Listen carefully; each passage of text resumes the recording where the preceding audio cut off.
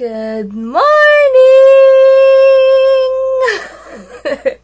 Happy Sunday, guys! And thank God, it's Sunday! Yay! Wala lang. Excited lang ako and grabe, ang sarap patulugin. Ang sakit ng mga braso kasi yung pagsuntok ko kahapon, tinodo ko. Kaya medyo sumasakit siya. At least effective yung workout and nag-push up kasi ako rin kahapon. Kaya grabe. Anyway, yung makakapunta ng Tuesday, siguro i-PM nyo ako or i-Viber nyo ako, i-text nyo ako para masabi ko kung anong oras. Kasi sasabay kami kila Daddy Dags, iiwan namin yung kotse kila Mama. Ay, hindi ko sure. Pero baka magdala na lang kami. Tapos, pwede tayo mag-meet kahit saglit lang, 30 minutes to 1 hour lang. Kasi minsan lang naman kami sa North, kaya gusto kong masulit din and ma-meet yung mga viewers sa North. Wala lang. Kahit sino lang yung pwedeng pumunta. Alam ko namang may work din yung iba halos. Pero yung mga pwede lang makapunta, sabihan nyo ako, guys. I-PM nyo lang ako or i-text nyo ako para masabi ko sa inyo kung saan and anong oras. Hindi rin ako familiar dun sa Rob, pero taligdan ko kung saan tayo pwede mag-meet kahit saglit. And din lang, atawa lang ako kay Bob Maria kasi nag-usap kami ngayon sa Viber. Siya rin daw, sinasabihan na rin siya ni Kuya Albi kung kailan siya magwawalis. Ako rin kasi gano'n. Hindi ko talaga porte yun. Porte. Wala lang, hindi ko talaga feel as in magwalis. Niisip ko kasi maglalaba pala ako ngayon. Yung pinang-gym namin lalaban ko. Tapos, baka mag-sauna and steam lang ako later. Hindi ako nakapag-sauna kahapon kasi hindi nakaayos yung sauna kahapon. Kaya, nag-steam bath lang ako. And para rin ma-relax yung mga muscles ko ngayon. Hindi ako mag-workout. Mag-steam and sauna lang ako today. Doon ako maliligo. Pero dito ako magla-lunch kasi nakikrave ko na yung tocino. Tapos gagawa muna ako ng banana Q. Sobrang gusto ko talaga ng banana Q as in.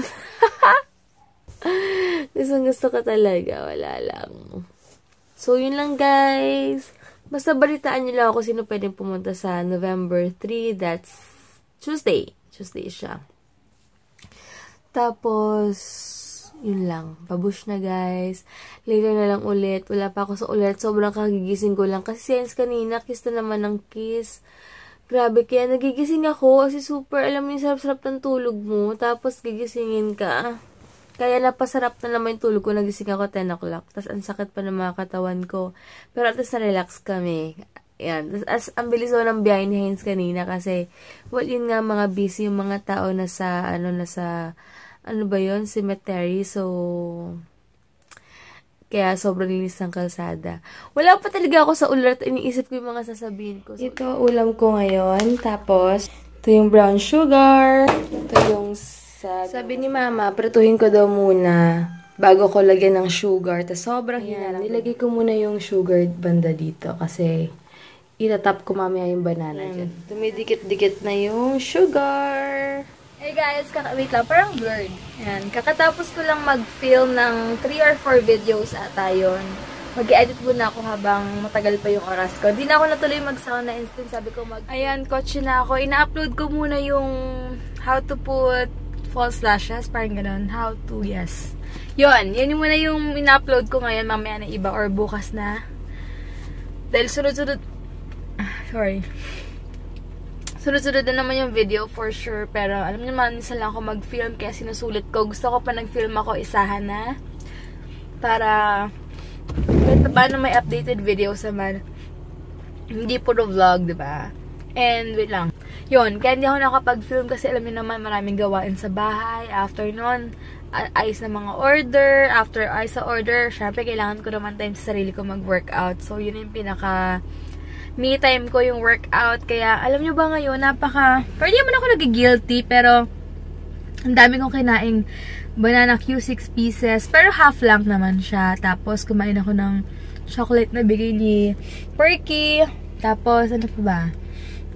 Tapos, nagbaon pa ako ng popping candies na binili ko sa Barbie, sa Pure Gold. Wala lang, kasi parang feeling ko yung Sunday pinaka-cheat day ko dahil gusto ko Monday to Saturday. Kahit pa paano kapag may choice, gusto ko na medyo sakto lang kinakain ko. Gusto ko pag Sunday, lahat ng matatamis gusto ko kainin. Tsaka alam niyo yung feeling na 1 week before magkakaroon ka, parang lahat kinikrave mo, gusto mo matamis. Parang wala lang. Ganun na yung feeling ko ngayon. Kaya sabi ko, sulitin ko na. And sana kakain kami mamaya sa yung ramen na pinuntahan namin kagabi sa Molito. Tatanong ko, dadaan ako doon later kung bukas sila para doon kami magdi-dinner later ni Heinz. Wala lang. Feel ko lang kumain ng ramen. Na-addict ako sa ramen. Gusto ko lahat ng resto na may ramen, isa-isahin namin tikman. Kung ano yung pinaka-the best talaga na ramen dito sa South. Addict lang si Heinz, ayaw mag-take ng risk sa mga ramen na dyan lang. Gusto niya talaga na may pwesto. I mean, yun talagang maganda yung pwesto na ramen house. Parang gusto niya ganon. Ako minsan gusto ko try. Kasi meron doon sa mga in-laws ko malapit, may ramen doon. Sakto lang siya. Dating bahay yung ginawang parang ramen house. Sabi ko, try natin. Sabi niya, ayaw doon niya mag-take ng risk. Gusto niya talagang sa resto na kilala na may ramen. So, next time na lang. Ngayon, tatry ko later yung gyoza nila at saka yung ramen nila. Yung tantan men meron din daw doon sa Molito. Basta later, babalitaan ko na lang kayo guys. Kailangan ko na muna mag-drive. Later na lang. Parang wala ako sa sarili ko ngayon dahil ang dami kong iniisip gawin. Parang Monday, ang dami na namang gagawin. Tapos Tuesday, Wednesday, busy kami guys. Kaya ang shipping ko nun siguro by Thursday na, if ever magbabayad kayo ng Tuesday to Wednesday, Thursday na shipping nun kasi busy nga guys. So, time namin kila mama and kila Helwis family noon time na yon. Kaya basta bukas yung mga umorder nung nagbayad nung Friday, Saturday, papadala ko bukas. Hindi ko alam, parang yung isip ko ngayon, parang sobrang dami kong iniisip, kaya parang lutang ako, alam niyo yun, dahil ang dami namang gagawin, pero kaya ko to, kaya. Alam ko, hindi ako pababayaan ni God, so. And nga pala guys, marami nagsuggest sa akin nung nagtanong ako dun about sa car freshener. Sabi nga nila yung air dispenser daw, kaya lang nakakita nga ako, diba, sa sa cash and carry ng yung California scent ba yun, na 120 lang, kaya yun binili ko. But next time, try ko yung sinasabi yung yung Spencer, ano yan? Yung air Spencer ba yun guys? Try ko yun next time kapag kasi mura yung nakita ko sa cash and carry and sobrang bango ngayon. Ngayon naman naamoy ko na siya. Gusto ko to, ganito yung gusto ko, sobrang naaamoy ko. Ayan, siguro guys sa na ako dadaan, sa highway na lang kasi baka nagdadalawang isip ako kung dito na lang ako dadaan pala sa dati kasi pag highway hindi ko sure kung bukas yung yung sa Bonalo Villiers, kaya doon na lang sa Molito. Alam ko sa Molito meron na sarado yung yung gate ka, dito ako dadaan. Buti wala masyadong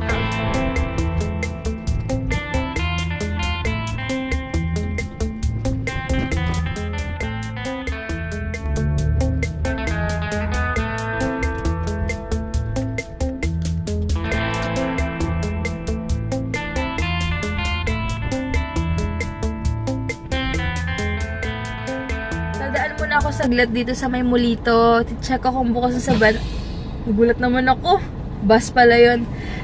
Check ko kung kung bukas yung sa Bonalo Villiers and kung hanggang oras yung kakainan namin. Sana bukas yung sa Buona.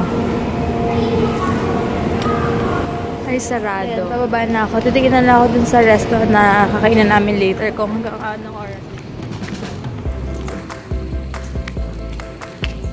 Maambon.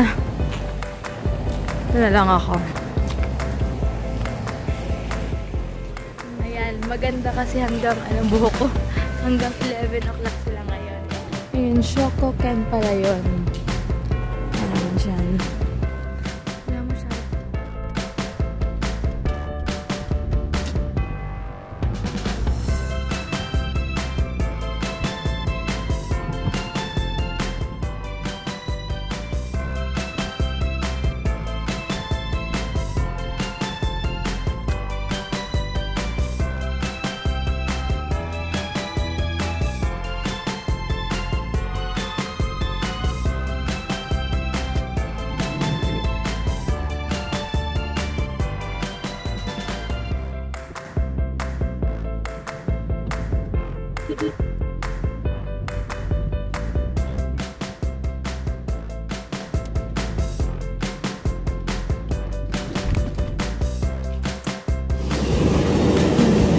Maglalakad na ako, guys.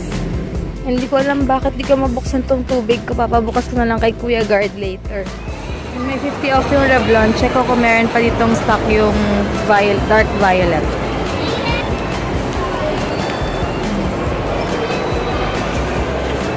Ito pala yung 50 off nila. Kaya lang wala nang shade. Wala nang gusto kong shade. Ayan, may shade pa pala nito. 287 daw. 487. Check ko muna. Hello guys, hindi ako nakatiis. Binili ko na rin yung lipstick. Wala lang. Kasi matagal ko na itong gusto, diba? Kaya finally nabili ko na biglaan. Guys, ito na si Hinder! Hey, what's up guys? So, gising ba ako ngayon? Kami ngayon, and just waiting for the service at 6:34. Service starts at 7 p.m. and after that we're gonna have another ramen night. Doon sa Molino Alabang. So, kuya. Nakalimutan ko na naman. Mamaya. Titikman namin yung gyoza and ramen later doon. That, okay, the gospel was so powerful that it is intended for the jailer, the Gentile, and the slave girl, and Lydia. And thus, in our last leg of the series, I believe that God has a message for us, knowing for a fact that it's coming Monday. It will be, today is All Souls Day, am I correct? All Saints Day. I can keep track of that, okay? And all of us are familiar with what's happening in our family, in our culture. Thus, this message is synonymous to what's happening right now in our very culture. Thus, behind this, what demand? If you want something, you want a boyfriend overnight. Okay? It is never for the glory of God. It is for your own consumption. Okay, you might ask a different power and you feel like it has provided for what I want. It must be from God. Di ba? Napansin niyo yun? Pag gwapo, it must be from God. The devil. Do you understand? We are like that. Why? Because we're selfish in our own nature that what we think is good for us is from God. That is why in today's culture, at times, every time we demand for something, let's be careful that it doesn't serve only what we want, it serves what God wants. You can know and differentiate what's of God and not what's of God based on the byproduct of the desire.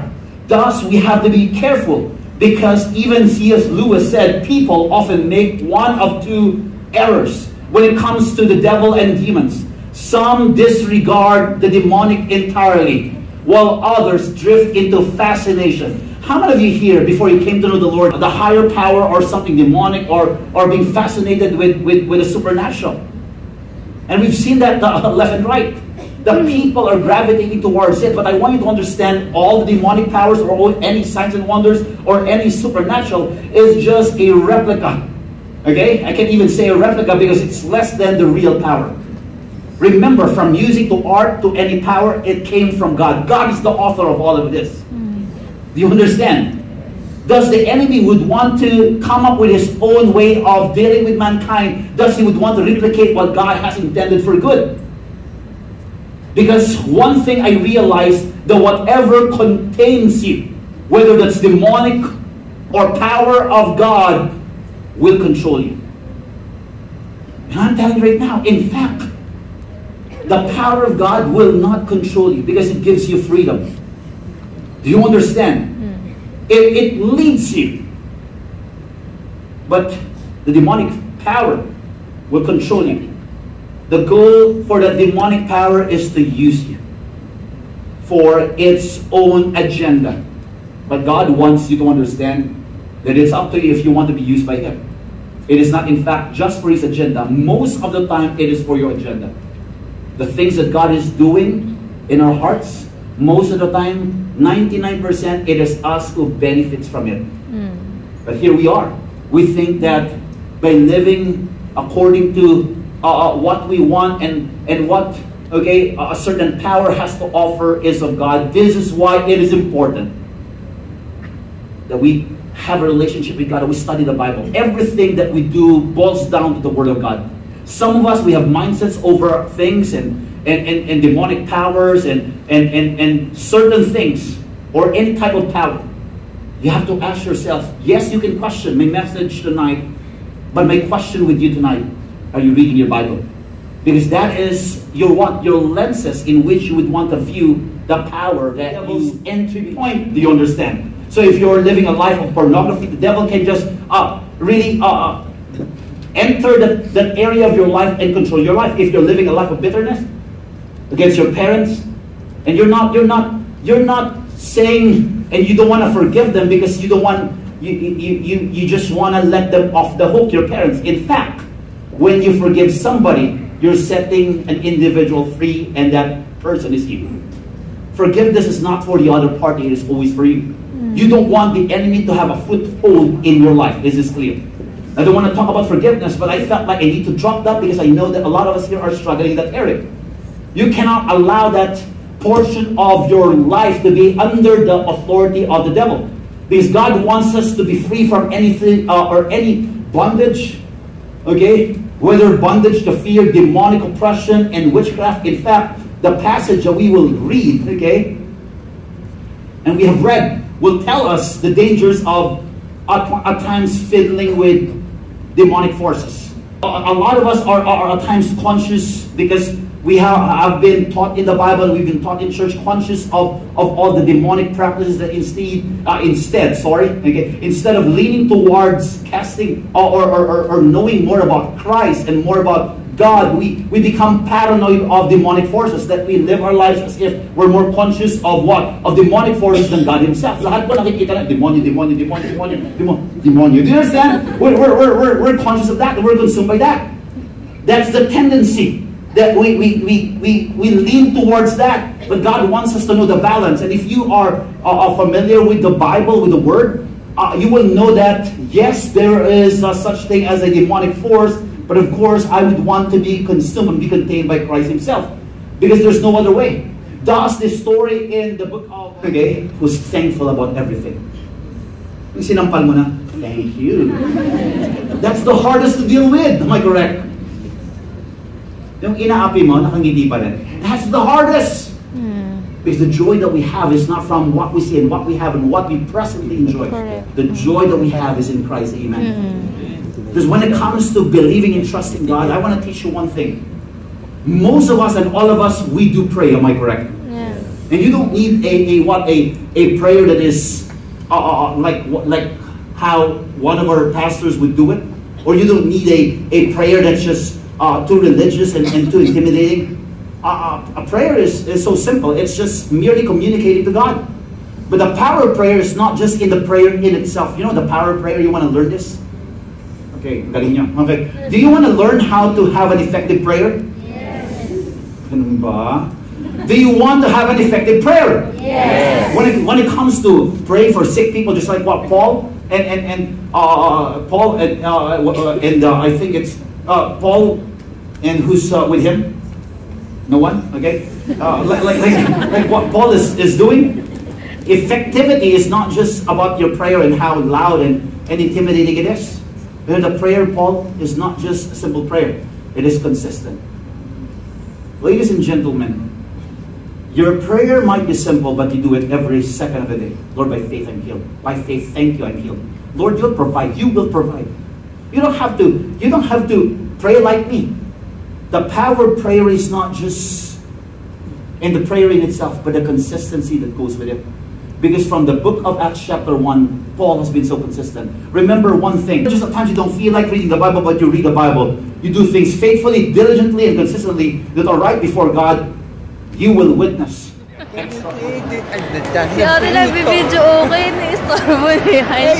Siya naman yung hala. Nagulat ako.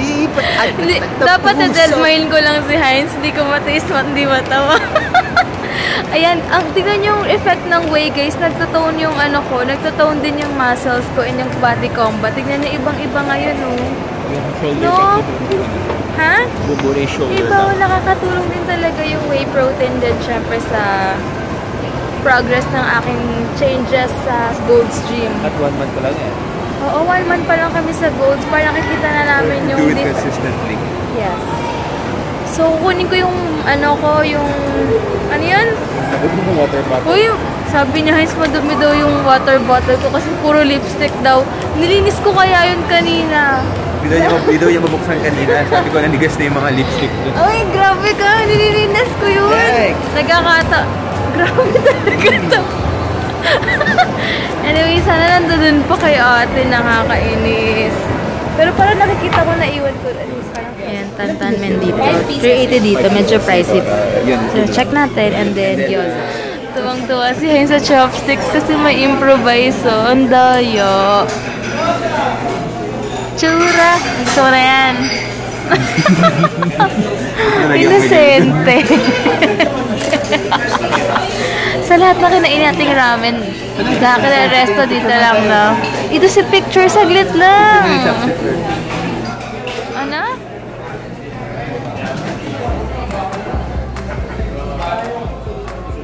Ito na yung gyoza namin. 5 pieces pala dito. Ang maganda naman dito guys, kasi may water, may kasamang water na tsaka lagayan talaga ng water dito. And di ka nauutos na uutos or hingi ng hihingi.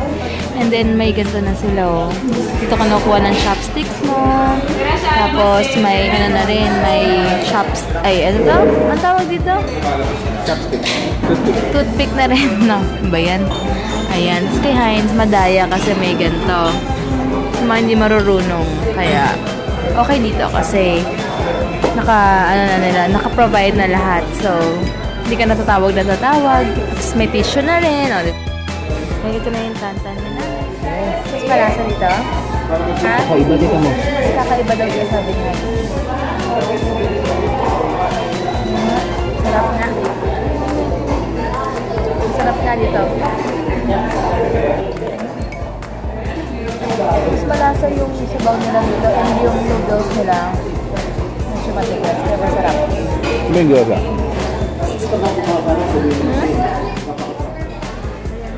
Yung gyoza yung titikman ko. Sabi ni Hens, masarap yun daw. Shot natin.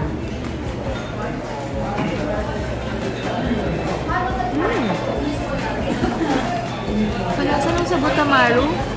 Kasi sarap sila. Kasi sa Kenji Tay kasi. Sa may ATC. Lasang-lasa mo yung parang ano niya, green niya. Yung parang tagal yung brand daw. Okay guys, super busog kami. Ngayon, masarap din siya. Super as in. Ang pinagkaiba lang, mas masarap to kasi sa Kenji Tay sa Alabang. Ang pinagkaiba nilang mas pricey to compare sa Butamaru. Tapos, pero mas maraming serving, no? Mas maraming serving sa Butamaru, no? Kesa dito. Kasi sa Butamaru, yung palang food natin, tsaka with dumpling, nabubusog na ako eh. Oo. Ayan, sakto lang. Sakto talaga for one. Oo. Tapos, guys, yung tantan men sa Butamaru, may lasa siyang, and marami siyang sahog. Tapos, meron siyang peanut sauce dito. Sakto lang yung sahog niya. Pero super duper lasa rin ang sabaw. Ang sarap. And gusto ko dito yung noodles niya. So, kung kakain kayo, try nyo Butamaru and dito kasi sobrang okay siya. Kenji Tay, so-so lang. So. Next time namin itatry yun sa Alabang naman. Ayun. Yung pagtanong natin kay Kuya na hindi daw ganun kasarap dun sa kanila. Parang ayoko na mag-grease doon. Bakit? Try lang natin minsan. Parang doon na ako sa Butamaru or dyan na lang. Masarap din dito guys, promise. Okay din siya and malasa. Magtataka kayo lang yung sa ground beef lang tapos yung noodles sa sabaw. Pero grabe. Sabaw pa lang, busog na ako. Kung pwede lang sabaw lang. Kung pwede lang sarap. sabaw tapos mag-init lang ako doon ng Lucky Me. Pwede na yun. Kasi sabaw, ibuhos na lang. Ang sarap. Okay naman. So, sabi ni Heinz, pag nagugustuhan kasi niya yung food, sinasabi niya worth it. Pag wala siyang comment, wala. So, ibig sabihin, nagustuhan niya talaga. Sabi niya kasi kanina, worth it daw yung kinain niya. So, yung Kenji Tay, hindi worth it sa akin eh. Oo. And talagang lahat napapansin kong ganyan, may 10% silang service charge. Hindi ba sa Butamaru? Sa lahat talaga. Sinabi nila sa mga ramen house talaga, may mga 10% service charge. So, guys, uwi na kami. Later na lang. Hindi nabura yung lipstick ko. Nabura ba? Hindi. Ha? Ito si Kiss. Si Kiss, mukhang kiss yan. Umaga pa lang kiksing ka kikis. Kaya tulog na tulog ka nga kikis. Open the car, guys. Bahay na kami and naayos ko na yung mga umorder. Kaya lang sa Tuesday pa daw sila babalik. So, Tuesday pa man ship yung mga nagbayad ng Friday onward. So, ayun lang. And end ko na yung vlog. Si Heinz nag-aayos na dun. So, ayusin ko na rin yung mga dadalhin ko sa Tuesday. Kasi nga, di ba, mag-overnight kami. Kasama sila mama. So, yung mga pupunta ng Tuesday sa Galleria, let me know, guys.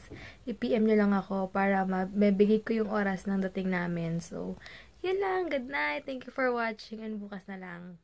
Thanks.